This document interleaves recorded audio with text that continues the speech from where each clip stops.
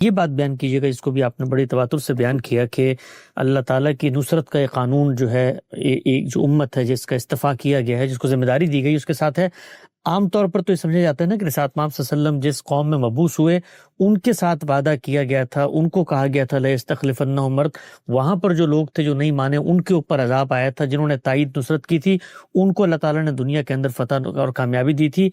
یہ کیا اس قوم سے جڑا ہوا ہے قیامت تک؟ اور قوم تو بنی اسماعیل تھی جو رسالت مآب صلی اللہ علیہ وسلم پر ایمان لائی تھی۔ ہم لوگ جو مثال کے طور پہ ایشین نسلیں ہیں یا افریقی نسلیں ہیں، تو ہمارے ساتھ اس قانون کا کیا ریلیشن بنتا ہے؟ ہم اس وقت مسلمان قوم پر بات کر رہے ہیں۔ مسلمان قوم کا کور وہی بنی اسماعیل ہے، ٹھیک، یعنی ہماری قوم کی مسلمان قوم کی حیثیت سے تشکیل انہی سے ہوئی ہے۔ چنانچہ ہمارا مرکز جزیرہ نما عرب ہی ہے،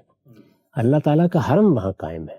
وہ حرم قائم ہے، اس کے متولی بنی اسماعیل ہیں، ان کی دعوت پر ہم ایمان لاتے ہیں۔ ٹھیک، تو اس کو تورات میں بیان کیا گیا ہے کہ جس وقت پردیسی ایمان لاتے ہیں، وہاں پردیسی کی اصطلاح استعمال کی گئی ہے، تو وہ اصل میں طبعاً اس کا حصہ بن جاتا ہے۔ اچھا، حکماً ہم بھی شامل اب ظاہر ہے کہ وہ قوم اپنے کور کے ساتھ کھڑی ہے اور ہم سب اس کے حواشی میں موجود ہیں، لہٰذا جو قانون اس کے لیے ہے